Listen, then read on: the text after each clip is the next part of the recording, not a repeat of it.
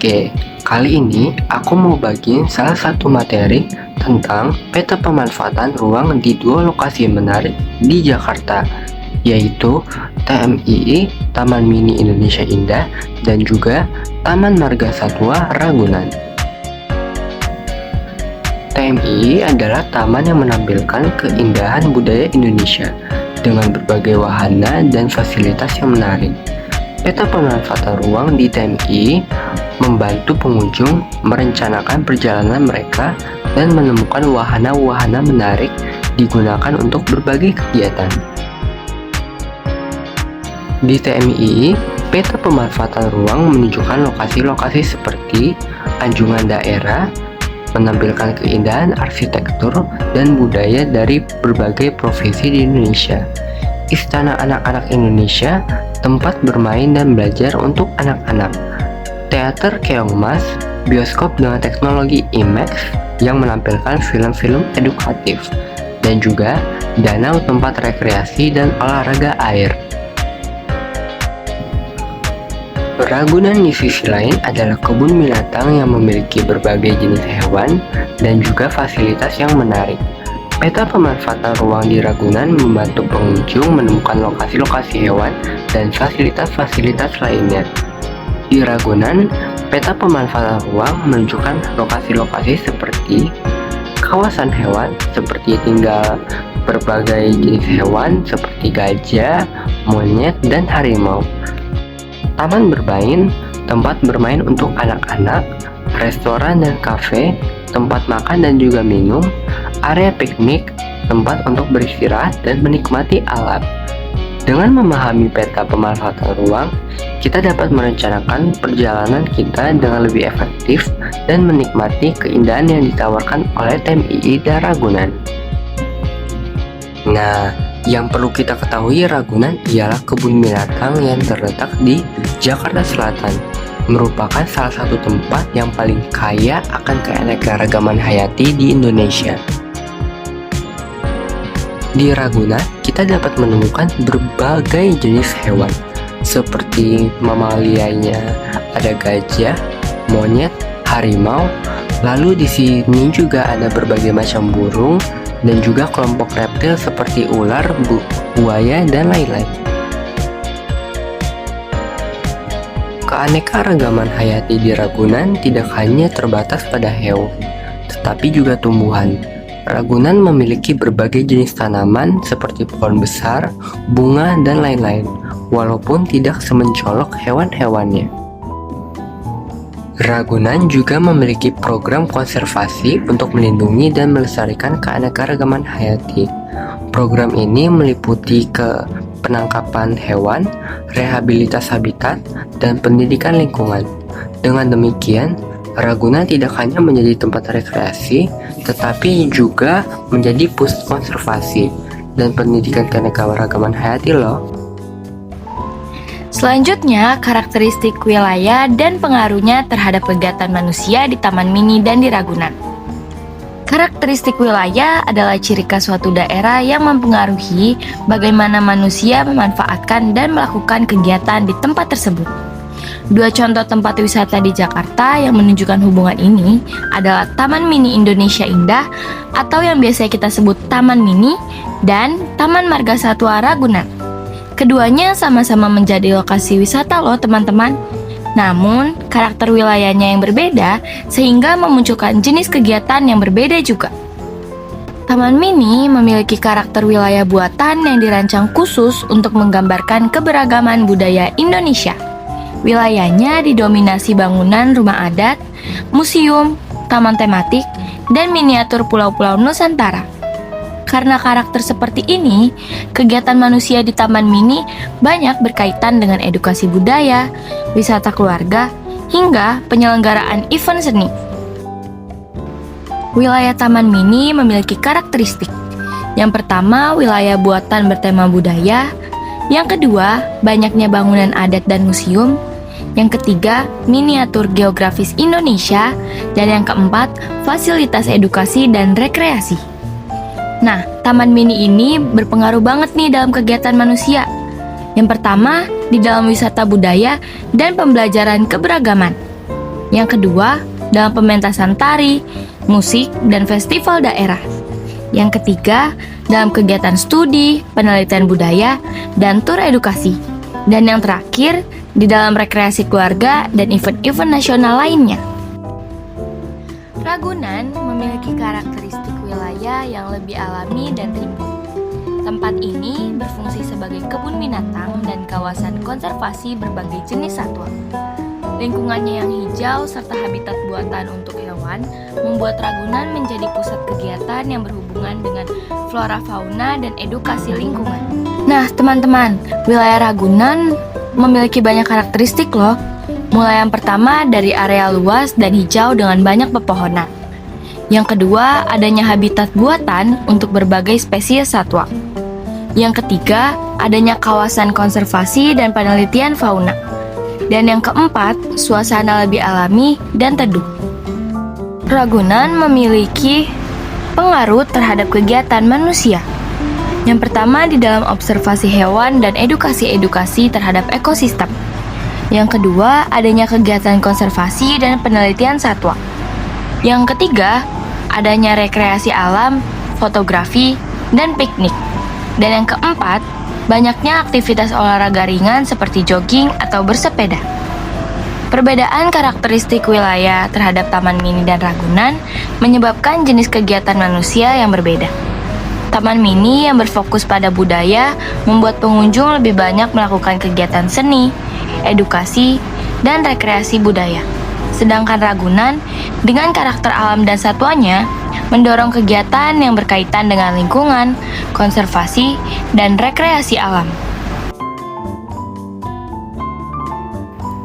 Taman Marga Satwa Ragunan merupakan kebun binatang tertua yang ada di Indonesia dan didirikan pada tanggal 19 September 1864. Selain sebagai tempat rekreasi dan konservasi satwa, Ragunan juga menjadi tempat edukasi budaya dan lingkungan karena memperkenalkan fauna asli Indonesia seperti orangutan, siamang, dan komodo yang menjadi bagian identitas bangsa. Taman Mini Indonesia Indah atau sering disebut TMII adalah kawasan taman budaya yang dibangun pada tanggal 30 Juni tahun 1972 dan diresmikan pada tanggal 20 April 1975. Taman Mini ini dibuat sebagai miniatur Indonesia untuk memperkenalkan keberagaman budaya, suku bangsa, dan adat istiadat dari seluruh Nusantara. Gereja Kristen Protestan atau yang dinamakan Haleluya yang berada di Taman Mini menjadi simbol kebudayaan dalam anugerah Allah, yaitu iman Kristen. Gereja ini berdiri sejak tahun 1973 dan diresmikan pada tahun 1975 sebagai bagian dari rumah ibadah berbagai agama yang mencerminkan keberagaman dan persatuan. Taman Mini juga tidak hanya membangun gereja Protestan, namun ada berbagai tempat ibadah yang lain seperti tempat ibadah untuk yang beragama Islam, Hindu, Konghucu, Buddha, dan Katolik. Taman Marga Satwa Ragunan menampilkan keanekaragaman yang diciptakan oleh Tuhan dengan ratusan spesies hewan dari berbagai daerah dan negara. Manusia memiliki tanggung jawab untuk melestarikan alam, merawat hewan, dan menjaga lingkungan sebagai rasa peduli dan kasih kepada Allah. Itu mengingatkan nilai kasih, tanggung jawab, dan kepedulian terhadap ciptaan Tuhan serta mengajarkan bahwa keberagaman makhluk hidup mencerminkan kebesaran, kreativitas, dan kuasa Allah. Di dalam Taman Marga Satwa Ragunan banyak fasilitas, olahraga, dan kegiatan kreasi yang dapat dinikmati oleh pengunjung sambil menikmati suasana alam dan melihat satwa. Sama seperti Taman Mini, Ragunan juga memiliki tempat untuk jogging dan bersepeda yang menjadi tempat pilihan populer karena jalurnya yang rindang dan nyaman untuk aktivitas fisik.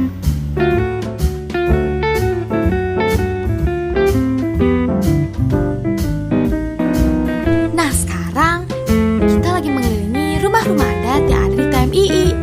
Aku bisa banget nih melihat bahwa wajah Indonesia yang sesungguhnya adalah beragam namun tetap satu. Setiap rumah adat seakan menceritakan kisah leluhur mereka. Ada rumah Sabang dari Sumatera Barat dengan gonjongnya yang menjulang, hingga Honai dari Papua yang sederhana namun penuh kehangatan. Semua berbeda bentuk, warna, dan struktur, tapi semuanya memiliki satu tujuan, yaitu menjadi tempat bernaung bagi manusia yang menjunjung nilai kekeluargaan. Kita juga menyaksikan tarian dari berbagai suku loh. Gerakannya berbeda, ada yang lembut, ada yang tegas, ada yang penuh semangat.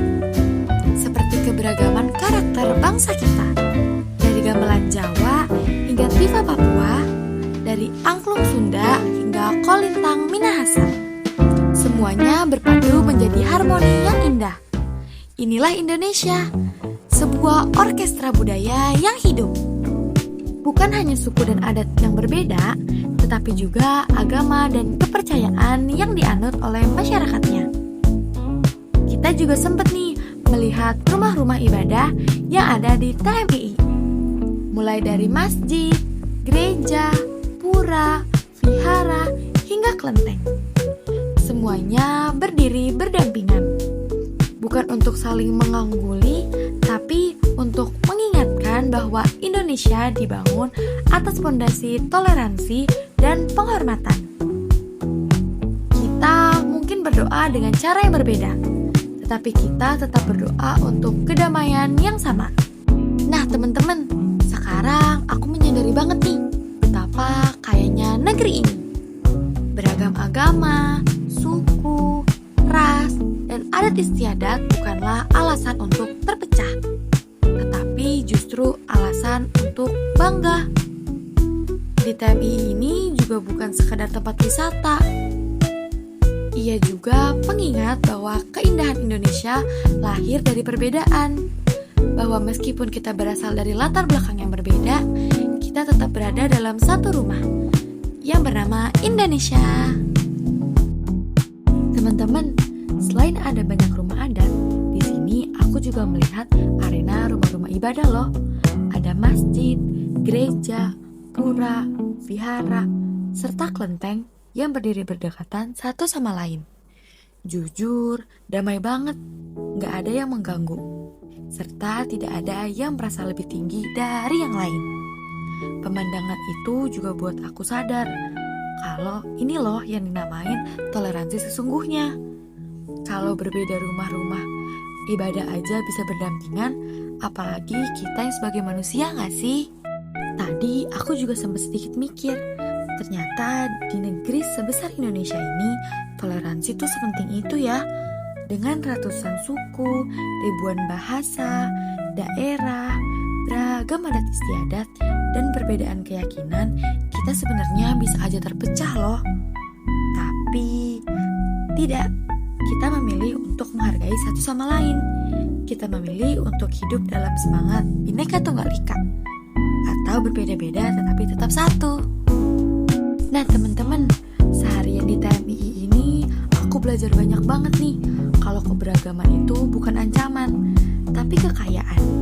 Kita tuh gak harus sama untuk bisa bersatu.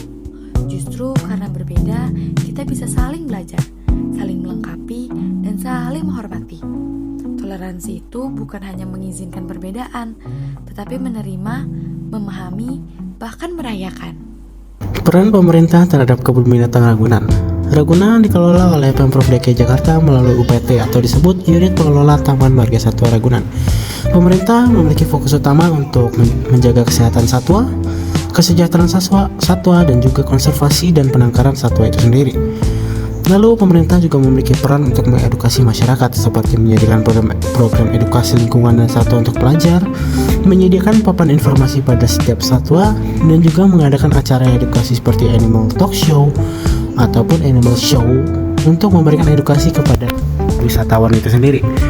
Pengembangan infrastruktur fisik seperti perbaikan kandang, fasilitas satwa, dan juga ada sesuatu yang baru di dalam Taman Marga Satwa Ragunan ini sendiri, di mana pemerintah kerjasama dengan Ragunan untuk membangun pusat primata semut sar, lalu memberikan penyediaan fasilitas umum untuk pengunjung seperti area bermain anak, shelter, tempat makan, jalur pedestrian, dan juga memberikan CCTV untuk menjaga keamanan wisatawan itu sendiri. Lalu regulasi dan juga kebijakan wisata itu seperti menentukan harga tiket masuk untuk tetap terjangkau agar ramah dalam kantong masyarakat. Kedua, untuk mengelola jadwal kunjungan di mana libur hari Senin, di mana untuk seperti istirahat satwa dan juga untuk menjaga dan memperbaiki fasilitas dari taman itu sendiri. Lalu pemerintah juga memiliki peran untuk membuat SOP darurat, SOP evakuasi satwa dan juga SOP kesehatan publik. Yang berikutnya ada keamanan dan juga kebersihan. Pemerintah bertanggung jawab atas keamanan area pengunjung dan juga keamanan satwa itu sendiri. Penempatan petugas keamanan seperti Satpol PP dan juga petugas Ragunan, di mana mereka saling bekerja sama untuk menjaga area itu. Lalu berikutnya ada pembersihan lingkungan, pengelolaan sampah dan juga ada sanitasi publik, di mana untuk menjaga kenyamanan wisatawan dan juga kenyamanan kesehatan dari para satwa itu sendiri. Pemerintah juga memiliki peran untuk memberikan penelitian dan pengembangan riset pada perilaku satwa, reproduksi satwa, dan juga kesehatan satwa. Mereka juga harus menyediakan pelatihan penjaga satwa atau biasa disebut dengan animal keeper. Kesimpulannya adalah untuk melestarikan satwa, pemerintah memiliki peran untuk menjaga kesejahteraan hewan, menyediakan edukasi lingkungan, dan juga menjamin keamanan serta kenyamanan pengunjung wisatawan. Kedua, peran pemerintah pada Taman Mini dan juga Ragunan memiliki fokus utama yang sama, yaitu untuk memberikan fasilitas publik kepada masyarakat Indonesia ataupun masyarakat turis untuk bisa mengedukasi culture atau budaya Indonesia. Dan ini akan membuat Indonesia lebih terkenal lagi di dalam skala internasional.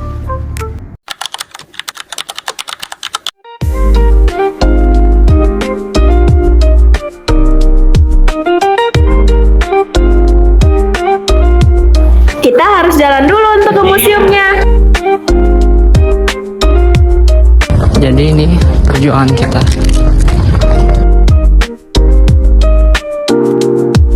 Kita udah sampai di museum listrik. Yeay! Kita udah beli tiket. Jadi guys, kita mau museum listriknya.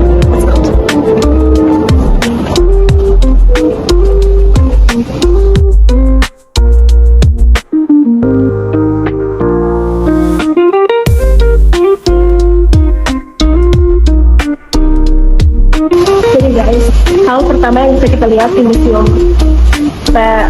listrik ini itu adalah pembangkit listrik tenaga air. Di sini ada yang membangkit listrik tenaga air yang kincir air.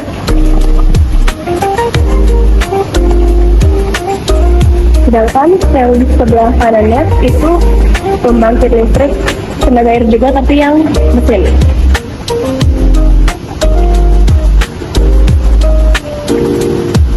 Nama mesinnya itu Governor.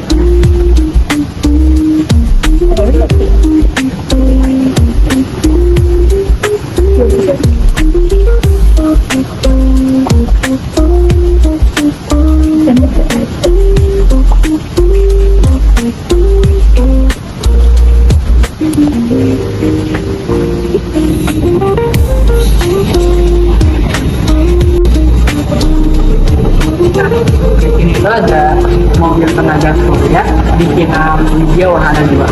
Nah, ini itu hasil karya dari mahasiswa dan juga dosen dari Institut Teknologi. Di sini itu ada terdapat panel suryanya, jadi dia yang bikin kayak tenaga buat mobil ini biar bisa jalan. Nah, mobil ini itu juga menggunakan dua sistem, yaitu sistem mekanik dan juga elektrik. Mobil ini tuh pernah diuji coba dari Jakarta ke Surabaya pada tahun 92.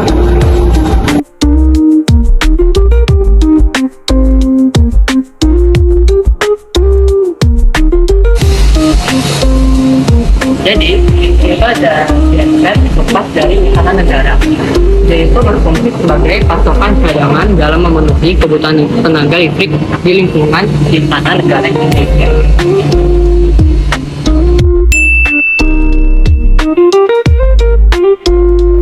Di bagian dalam, kita dapat menemukan berbagai jenis pembangkit listrik loh, dari berbagai sumber daya yang ada di Indonesia. Contohnya PLTA, PLTU, dan PLTG.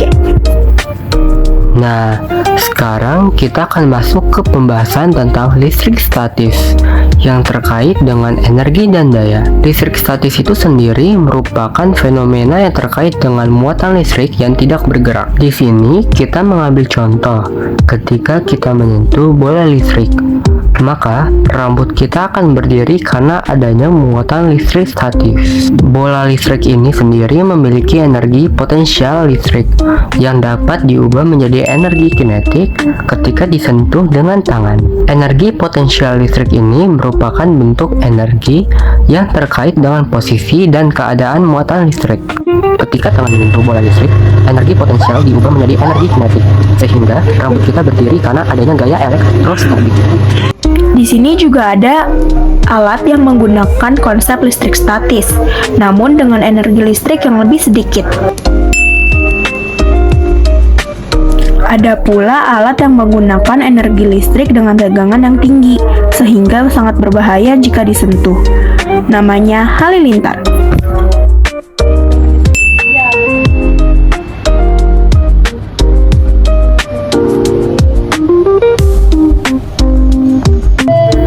Ya, energi listrik dapat ditemukan dalam kehidupan sehari-hari loh.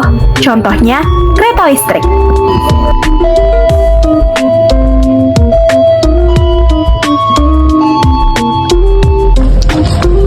Jadi udah selesai ya? Ya, kita udah selesai. Nyobain beberapa alat peraga sama lihat-lihat tenaga kerja yang ada di sini. See you. Multikulturalisasi adalah proses penerimaan, pengakuan, dan interaksi berbagai budaya yang hidup dalam satu masyarakat. Dalam konteks sosiologi, multikulturalisasi terlibat melalui bagaimana manusia berinteraksi, menghargai keberagaman, dan belajar memahami budaya yang berbeda. Tempat wisata seperti Taman Mini dan Ragunan menjadi contoh ruang publik yang menampilkan keberagaman budaya maupun keberagaman sosial para pengunjungnya. Multikulturalisasi di Taman Mini Indonesia Indah merupakan tempat wisata yang secara khusus menampilkan keragaman budaya Indonesia. Di dalamnya, pengunjung dapat menemukan representasi budaya dari Sabang sampai Merauke. Karena itu, Taman Mini menjadi ruang multikultural yang memperlihatkan bagaimana masyarakat Indonesia hidup berdampingan dalam perbedaan. Bentuk multikulturalisasi di Taman Mini, yang pertama adanya anjungan daerah yang menampilkan rumah adat, pakaian adat, dan tradisi dari berbagai suku di Indonesia. Yang kedua, adanya festival budaya yang menghadirkan tarian, musik daerah, dan upacara adat lainnya. Yang ketiga, museum-museum tematik tentang sejarah, agama, dan kebudayaan Nusantara di Indonesia. Dan yang keempat, interaksi antar pengunjung dari latar belakang budaya yang berbeda-beda. Bisa kita lihat dari Taman Mini, multikulturalisasi terlihat sangat jelas, karena tempat ini dirancang untuk memamerkan keragaman budaya Indonesia. Pengunjung dapat mempelajari budaya lain selain budaya mereka sendiri. Taman Mini menjadi ruang sosial yang mempertemukan berbagai etnis, bahasa, tradisi, dan nilai budaya, sehingga menumbuhkan rasa saling menghargai dalam masyarakat multikultur. Sebenarnya hewan yang ada di dalam kebun binatang itu perilakunya bisa sama pada saat mereka dibebaskan nggak ya? Di sini aku akan jelasin apa perilaku hewan atau biasa disebut etologi dalam materi biologi. Yang pertama ada yang namanya perilaku alami.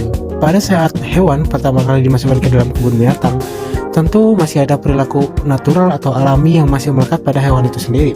Contohnya, jika suatu kebun binatang mengambil hewan langsung dari habitat aslinya, di sini pasti dari cara mereka bergerak, bersiaga pada lingkungan sekitarnya, ataupun bagaimana hewan tersebut mencari mangsa untuk makan mereka sendiri. Perilaku ini menandakan bahwa hewan tersebut masih memiliki insting bertahan hidup yang tinggi. Yang kedua adalah perilaku yang abnormal. Perilaku ini terjadi karena adanya perubahan perilaku pada lingkungan hewan itu berada. Jika hewan itu berada di tempat yang kecil, maka hewan tersebut akan merasa stres atau terjadi perubahan habit. Jika hewan itu sudah berada dalam kebun binatang cukup lama, pada hewan tersebut akan mulai munculkan habit-habit baru. Contohnya adalah di mana pada saat zookeeper atau penjaga memberikan hewan tersebut makan pada jam yang sama setiap harinya, maka itu akan membuat kebiasaan yang baru pada hewan itu sendiri. Bahkan dari caranya berjalan juga akan menjadi perubahan pada hewan itu. Karena kalau misalkan mereka ada dalam kebun binatang, mereka akan terkunci di suatu area yang sama setiap harinya. Kita menyimpulkan bahwa jika hewan berada pada suatu kebun binatang, pasti ada hal positif dan negatif pada diri mereka yang muncul. Hal positifnya adalah pada saat mereka terancam di habitat aslinya, maka hal terbaik adalah untuk menjaganya di dalam kebun binatang itu sendiri. Hal negatifnya adalah pada saat hewan tersebut berada di dalam kebun binatang terlalu lama, maka akan terjadi repetisi dalam kegiatan mereka. Selain itu, gerak mereka akan menjadi sangat terbatas. Lalu sisi negatif lainnya adalah pada saat hewan tersebut kembali ke habitat aslinya, maka akan terjadi perubahan kebiasaan di mana mereka tidak bisa bertahan hidup lagi karena insting bertahan hidup mereka sudah lemah karena mereka sudah berada dalam kebun binatang itu terlalu lama. Jadi dapat disimpulkan bahwa terdapat hal positif dan hal negatif jika sebuah hewan berada di dalam sebuah kebun binatang itu sendiri. Udah. Hai, terima kasih sudah menonton video dari kami tentang petualangan seru di TMI dan juga Ragunan. Semoga video ini bisa membuat kamu ingin mengunjungi tempat-tempat ini dan menikmati keindahan alam dan juga budaya Indonesia yang memiliki banyak ilmu pengetahuan yang berguna untuk kehidupan dan wawasan kita. Jangan tunggu lagi, rencanakan perjalananmu sekarang juga dan jadikan kenangan yang tak terlupakan. Sampai jumpa di video berikutnya dan jangan lupa untuk tetap eksplor dan menikmati keindahan Indonesia.